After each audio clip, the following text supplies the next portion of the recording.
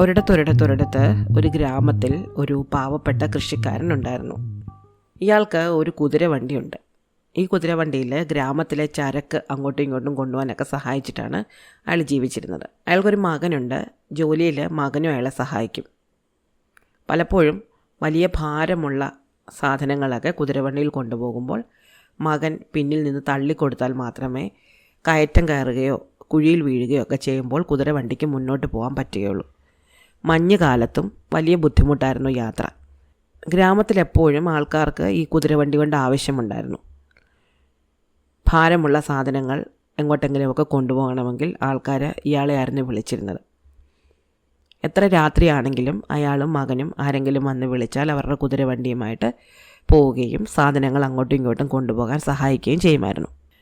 ഇവരുടെ കുതിര ഒരു വെളുത്ത സുന്ദരൻ കുതിരയായിരുന്നു. പലപ്പോഴും ഒരുപാട് ഭാരമുള്ള സാധനങ്ങൾ വലിക്കുമ്പോൾ കുതിരയ്ക്ക് വലിയ ബുദ്ധിമുട്ട് തോന്നാറുണ്ട്. ഒരിക്കൽ കുതിര കൃഷിക്കാരനോട് പറഞ്ഞു, യജമാനനെ, ഞാൻ തന്നെ ഇങ്ങനെ ഭാരം വലിക്കുകയാണെങ്കിൽ ഭാവിയിൽ ഇത് വലിയ ബുദ്ധിമുട്ടായിട്ട് തീരും. എൻ്റെ ആരോഗ്യം നശിക്കും. നിങ്ങൾക്ക് പിന്നീട് വണ്ടി വലിക്കാൻ മറ്റൊന്നും ഇല്ലാതെ ആയിത്തീരും. അതുകൊണ്ട് എനിക്കൊരു കൂട്ടുണ്ടായിരുന്നെങ്കിൽ, മറ്റൊരു കുതിര ഉണ്ടായിരുന്നെങ്കിൽ ഞങ്ങൾ ഒരുമിച്ച് ചേർന്ന് ഈ വണ്ടി വലിച്ചേനെ. അപ്പോൾ കുറച്ച് വേഗത്തിൽ ചരക്ക് കൊണ്ടുപോകാൻ പറ്റിയേനെ, നിങ്ങൾക്ക് കൂടുതൽ പണവും കിട്ടിയേനെ. അപ്പോൾ കൃഷിക്കാരൻ പറഞ്ഞു, എനിക്ക് ആഗ്രഹമുണ്ട്. പലപ്പോഴും വലിയ ഭാരമുള്ള സാധനങ്ങളൊക്കെ നീ ഒറ്റയ്ക്ക് വലിക്കുമ്പോൾ ഞാൻ വിചാരിക്കാറുണ്ട്, നിനക്കൊരു കൂട്ടുണ്ടായിരുന്നെങ്കിൽ നീ കുറച്ചുകൂടെ നന്നായിട്ട് ജോലി ചെയ്തേനേമല്ലോ എന്ന്. പക്ഷേ എന്ത് ചെയ്യാനാണ്, രണ്ടാമതൊരു കുതിരയെ വാങ്ങാനുള്ള പണമൊന്നും ഇപ്പം എൻ്റെ കയ്യിലില്ല. എന്നാലും കൃഷിക്കാരൻ ഈ കാര്യം തൻ്റെ മകനോട് ചർച്ച ചെയ്തു. അപ്പോൾ മകനും പറഞ്ഞു, അതൊരു നല്ല ആശയമാണ്. പലപ്പോഴും അവനും തോന്നിയിട്ടുണ്ട്, കുതിരയ്ക്കൊരു കൂട്ടുണ്ടായിരുന്നെങ്കിൽ കുറച്ചുകൂടെ വേഗം സാധനങ്ങൾ കൊണ്ടുപോകാൻ പറ്റിയേനേമല്ലോ എന്ന്. പക്ഷേ അവർ എത്രയൊക്കെ സമ്പാദിച്ചാലും ഒരു കുതിരയെ കൂടി വാങ്ങാനുള്ള പണം ഉണ്ടാക്കാൻ പറ്റിയില്ല. അവരുടെ വീട്ടു ചിലവൊക്കെ കഴിഞ്ഞ് അവർ മിച്ചം വെക്കുന്ന കുറച്ച് പണമേ അവരുടെ കയ്യിലുണ്ടായിരുന്നുള്ളൂ. അതുകൊണ്ട് ഒരു കുതിരയെ വാങ്ങാനുള്ള പണം തികയുന്നുണ്ടായിരുന്നില്ല. അങ്ങനെ കുറേ ദിവസം കഴിഞ്ഞു. അപ്പോൾ ഒരു ദിവസം നല്ല ഭാരമുള്ള കുറേ തടിക്കഷ്ണങ്ങൾ ഈ കുതിരവണ്ടിയെ കൊണ്ടുപോകേണ്ടതുണ്ടായിരുന്നു. കൃഷിക്കാരനും മകനും പിന്നിൽ നിന്ന് തള്ളിക്കൊടുത്തിട്ടാണ് കുതിര പല കയറ്റങ്ങളും കയറിയത്. വലിയ ബുദ്ധിമുട്ടി ഭാരം വലിച്ചതിനാൽ വളരെ പതുക്കെയാണ് അവർക്ക് അവരുടെ ചരക്ക് എത്തിക്കാൻ പറ്റിയത്. സാധനം കൊണ്ടേ നിറക്കിയപ്പോൾ ആ ജോലി അവരെ ഏൽപ്പിച്ച ആൾ അവരെ വഴക്ക് പറയുകയും ചെയ്തു. അദ്ദേഹം ഉദ്ദേശിച്ചതിനേക്കാളും വളരെ താമസിച്ചാണ് സാധനം വന്നത്, അവർക്കതുകൊണ്ട് ഒരുപാട് നഷ്ടമുണ്ടായി എന്നൊക്കെ അയാൾ പറഞ്ഞു. തിരിച്ചു വന്നപ്പോൾ കൃഷിക്കാരനും മകനും കുതിരവണ്ടിയിലിരുന്ന് ഇതിനെപ്പറ്റി ചർച്ച ചെയ്തു. എന്ത് ചെയ്യാനാണ്, കുറച്ച് പണം കൊണ്ടുണ്ടായിരുന്നെങ്കിൽ ഒരു കുതിരയെ കൂടി വാങ്ങാമായിരുന്നു. വീട്ടിലെത്തിയപ്പോൾ കുതിര പറഞ്ഞു, ഒരു കാര്യം ചെയ്യും, നിങ്ങൾ എന്നെ ഒരു ദിവസത്തേക്കൊന്ന് അഴിച്ചു വിട്. ഞാനൊന്ന് നാട്ടിലൊക്കെ കറങ്ങി നോക്കാം, ഒരു കൂട്ട് കണ്ടുപിടിക്കാൻ പറ്റുമോ എന്ന് നോക്കട്ടെ. അപ്പോൾ കൃഷിക്കാരൻ പറഞ്ഞു, അതെങ്ങനെ പറ്റും, നീ എൻ്റെ കുതിരയാണ്, നിന്നെ ഞാൻ അഴിച്ചു വിട്ടാൽ നീ തിരിച്ചു വന്നില്ലെങ്കിലോ, എനിക്ക് ആകെപ്പാടെയുള്ള സമ്പാദ്യം എൻ്റെ കുതിരവണ്ടിയും നീയുമാണ്. അപ്പോൾ കുതിര പറഞ്ഞു, ഞാനിവിടെ പോകാനാണ്, എത്ര കാലമായിട്ട് ഞാൻ അങ്ങയുടെ കൂടെ താമസിക്കുകയാണ്. കുട്ടിക്കാലം മുതലേ ഞാൻ ഇവിടെയാണ് വളർന്നത്, എനിക്ക് മറ്റൊരു സ്ഥലവും അറിഞ്ഞുകൂടാ. അതുകൊണ്ട് ഞാൻ മറ്റെങ്ങും ഓടിപ്പോവുകയില്ല. ഞാനൊന്ന് നോക്കട്ടെ, എവിടെന്നെങ്കിലും ഒരു കൂട്ട് കിട്ടുകയാണെങ്കിൽ കൊണ്ടുവരാം. അഥവാ കൂട്ടൊന്നും കിട്ടിയില്ലെങ്കിൽ കുറച്ച് പുല്ലൊക്കെ തിന്ന് വെള്ളമൊക്കെ കുടിച്ച് ഞാനെങ്കിൽ തിരിച്ചു വരികയും ചെയ്യാം. അവസാനം കൃഷിക്കാരൻ വിചാരിച്ചു, പാവം കുതിര എത്ര കാലം കൊണ്ട് വണ്ടി വലിക്കുക, ഒരു ദിവസം ഒരു വിശ്രമം അതിനും വേണമല്ലോ. അവൻ പറഞ്ഞതുപോലെ കേൾക്കാം. അങ്ങനെ കൃഷിക്കാരൻ കുതിരയെ ഒരു ദിവസത്തെ കഴിച്ചു വിട്ടു. കുതിര ഓടിപ്പോവുകയും ചെയ്തു. കുതിര ഓടി ഓടി ഓടി കാട്ടിൽ ചെന്നു. കാട്ടിൽ നല്ല ഇളം പുല്ലുണ്ടായിരുന്നു. ഇളം പുല്ലൊക്കെ വയറ് നിറച്ച് തിന്നു. സാധാരണ കൃഷിക്കാരൻ്റെ വീട്ടിലായിരിക്കുമ്പോൾ അതിനെ ഉണങ്ങിയ പുല്ലും ഓട്സും ഒക്കെ ആയിരുന്നു തിന്നാൻ കിട്ടിയിരുന്നത്. കാട്ടിലെത്തിയപ്പോൾ നല്ല ഇളം പുല്ല് കിട്ടി. അതിന് വലിയ സന്തോഷമായി. അപ്പോൾ ഒരു അരുവി കണ്ടു. അരുവിയിൽ നല്ല ശുദ്ധമായ വെള്ളം ഉണ്ടായിരുന്നു. കുതിര അവിടെ പോയിന്ന് കുറേ വെള്ളം കുടിച്ചു. നല്ല കാറ്റുണ്ടായിരുന്നു. കാറ്റത്ത് കുറേ നേരം അവിടെയൊക്കെ ഓടി നടന്നു. അപ്പോൾ കുതിരയ്ക്ക് ഉറക്കം വന്നു. ഒന്നാമതേ വയറ് നല്ലോണം നിറഞ്ഞു, നല്ലോണം വെള്ളം കുടിച്ചു, നല്ല സന്തോഷം.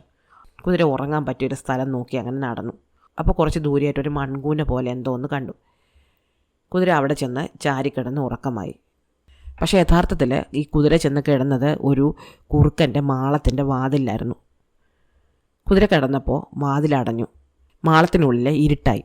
ഉച്ചഭക്ഷണമൊക്കെ കഴിഞ്ഞിട്ട് കുറുക്കനും മക്കളും കൂടെ കിടന്ന് ഉറങ്ങുന്ന സമയത്താണ് കുതിര അവിടെ ചെന്ന് കിടന്നത്. അത് കാരണം കുതിര വന്ന് കിടന്നത് കുറുക്കനോ മക്കളോ അറിഞ്ഞില്ല. കുറേ നേരം കഴിഞ്ഞപ്പോൾ കുറുക്കൻ കണ്ണു തുറന്നു. എന്നിട്ട് വിചാരിച്ചു പുറത്ത് പോയി എന്തെങ്കിലും തീറ്റ തേടി മക്കൾക്ക് കൊണ്ട് കൊടുക്കാമെന്ന്. അതുകൊണ്ട് അവിടെ കിടന്നുകൊണ്ട് തന്നെ കുറുക്കൻ മൂത്ത മോനോട് പറഞ്ഞു, മോനെ നീ പുറത്ത് പോയി നോക്ക്, കാലാവസ്ഥ ശരിയാണോന്ന്. ഞാനപ്പോൾ പോയി കുറച്ച് തീറ്റ തേടിക്കൊണ്ട് വരാം. കുറുക്കൻ കുഞ്ഞ് വാതിൽക്കൽ ചെന്നപ്പോൾ പുറത്തേക്ക് ഇറങ്ങാൻ വയ്യ.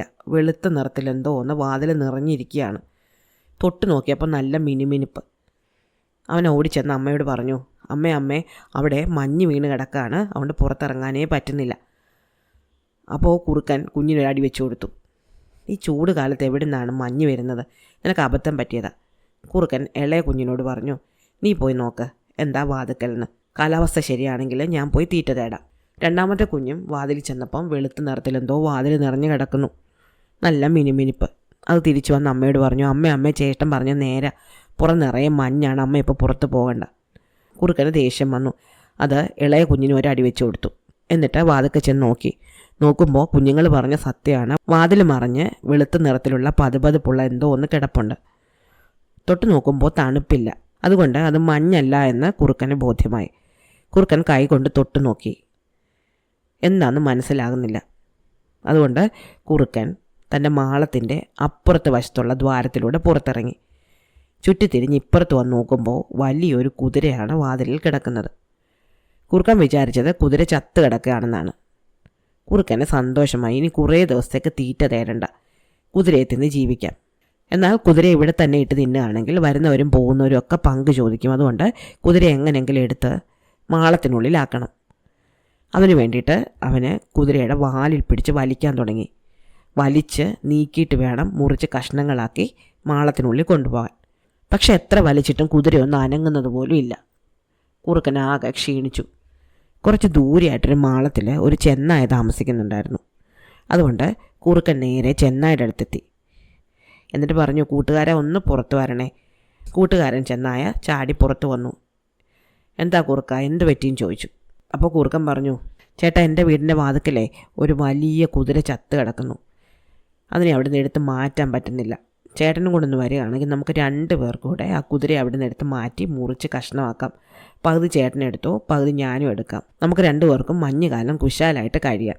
മറ്റ് ഭക്ഷണമൊന്നും തേടേണ്ടതില്ല. ചെന്നായി വിചാരിച്ചു, നേരാണ്, മഞ്ഞുകാലം വരാറായി. ഇപ്പം ചെല്ലുവാണെങ്കിൽ നല്ല കുതിര ഇറച്ചി വയറ് നിറച്ച് തിന്നാം. കുറേ എടുത്ത് ഉണക്കി പിന്നത്തേക്ക് സൂക്ഷിക്കുകയും ചെയ്യാം. അങ്ങനെ കുറുക്കൻ്റെ കൂടെ ചെന്നായും കൂടെ നാവുന്നുണഞ്ഞ് ഇറങ്ങി. ചെന്ന് നോക്കുമ്പോൾ സാധാരണ കുതിരയല്ല, ഒരു തടിച്ച് കൊഴുത്ത വലിയ കുതിരയാണ്. 2 പേരുടെ കുതിരയുടെ വാലിലും കാലിലും പിടിച്ച് വലിച്ചു തുടങ്ങി. പക്ഷെ എത്ര നേരം വലിച്ചിട്ടും കുതിരയെ അവിടെ നിന്ന് നീക്കാൻ പറ്റിയില്ല. കുതിരയ്ക്ക് നല്ല ഭാരം. അപ്പോൾ കുറുക്കൻ ചെന്നായോട് പറഞ്ഞു, നമുക്കൊരു കാര്യം ചെയ്യാം. ഞാൻ ചേട്ടൻ്റെ വാലും ഈ കുതിരയുടെ വാലും കൂടെ കൂട്ടിക്കെട്ടാം. എന്നിട്ട് ചേട്ടൻ ഈ കുതിരയുടെ വാലിൻ്റെ ഭാഗത്തുനിന്ന് അങ്ങോട്ട് വലിക്കണം. അപ്പോൾ ഞാൻ അപ്പുറത്തെ വശത്ത് നിന്ന് കുതിരയുടെ തലയുടെ ഭാഗത്തുനിന്ന് തെള്ളാം. ചേട്ടൻ വലിക്കുകയും ഞാൻ തള്ളുകയും കൂടെ ചെയ്യുമ്പം കുതിരയെ നമുക്ക് പെട്ടെന്ന് വാതിക്കൽ നിന്ന് അങ്ങോട്ട് നീക്കിയിടാൻ പറ്റും. എന്നിട്ട് നമുക്കിതിനെ മുറിക്കാം. ചെന്നായ സമ്മതിച്ചു. അങ്ങനെ കുറുക്കൻ ചെന്നായുടെ വാലും കുതിരയുടെ വാലും കൂടെ കൂട്ടിക്കെട്ടി. എന്നിട്ട് ചെന്നായ മുന്നോട്ട് വലിക്കാൻ തുടങ്ങി. കുറുക്കൻ മുഖത്തിനടുത്ത് നിന്ന് തള്ളാൻ തുടങ്ങി. ഈ തള്ളും വലിയും എല്ലാം കൂടെ ആയപ്പോൾ കുതിര ഉണർന്നു. കുതിര കണ്ണു തുറന്ന് നോക്കുമ്പോൾ ഉണ്ട് തൻ്റെ മുഖത്ത് പിടിച്ച് തള്ളുന്നു ഒരു കുറുക്കൻ. അവൻ ചാടി എഴുന്നേറ്റ് മുൻകാലുകൊണ്ട് കുറുക്കനൊരു തൊഴി വെച്ച് കൊടുത്തു. കുറുക്കൻ ദൂരേക്ക് തെറിച്ചു പോയി. കുറുക്കൻ തെറിച്ച് ദൂരെ പോയതും കുതിര ഒറ്റ ഓട്ടം വെച്ച് കൊടുത്തു. ഓടുമ്പോൾ വാലിലെന്തോ ഭാരം തൂങ്ങുന്നതായിട്ട് തോന്നി. തിരിഞ്ഞു നോക്കിയപ്പോൾ വാലിൽ തൂങ്ങിക്കിടക്കുന്നത് ഒരു ചെന്നായാണ്. അതോടെ കുതിരയുടെ ഓട്ടത്തിൻ്റെ വേഗത കൂടി. അവൻ വലിയ വേഗതയിൽ ഓടാൻ തുടങ്ങി. വഴി നീളെ വലിഞ്ഞ് ചെന്നായ ചത്തും പോയി. കുതിര ഓടി വീട്ടിൽ ചെന്നു. അവൻ തിരിച്ചു വരുമോ എന്ന് പേടിച്ചിരിക്കുകയായിരുന്നു അവൻ്റെ യജമാനും മകനും. അവൻ ഓടിച്ചെന്ന് യജമാനോട് പറഞ്ഞു, യജമാനൻ, ഞാൻ ദാ ഒരു ചെന്നായെ കൊണ്ടുവന്നിട്ടുണ്ട്. ഈ ചെന്നായുടെ തോലുരിച്ച് ഉണക്കി വിൽക്കുവാണെങ്കിൽ അങ്ങേക്ക് കുറച്ച് പണം കിട്ടും. അങ്ങ് സൂക്ഷിച്ചിരിക്കുന്ന പണത്തിൻ്റെ കൂടെ ഇതും കൂടെ ചേർത്താൽ ചിലപ്പോൾ അങ്ങേക്കൊരു കുതിരയെ വാങ്ങാൻ പറ്റുമായിരിക്കും. കൃഷിക്കാരന് സന്തോഷമായി. കുതിര പറഞ്ഞതുപോലെ തന്നെ അയാൾ ചെയ്തു. ആ ചെന്നായുടെ തോലുരിച്ച് അയാൾ ചന്തയിൽ കൊണ്ടുപോയി വിറ്റു. അയാൾക്ക് കുറേ പണം കിട്ടി. ആ പണം കൊണ്ട് അയാളൊരു പുതിയ കുതിരയെ കൂടി വാങ്ങി തൻ്റെ കുതിരയ്ക്ക് കൂട്ടുകൊടുത്തു. അതോടെ അയാൾക്ക് വളരെ പെട്ടെന്ന് കുതിര വണ്ടി വലിക്കാൻ പറ്റി. അയാളുടെ ജീവിതം കുറച്ചുകൂടെ സന്തോഷമായി. ഇഷ്ടമായോ കഥ? അടുത്ത കഥ അടുത്ത ദിവസം.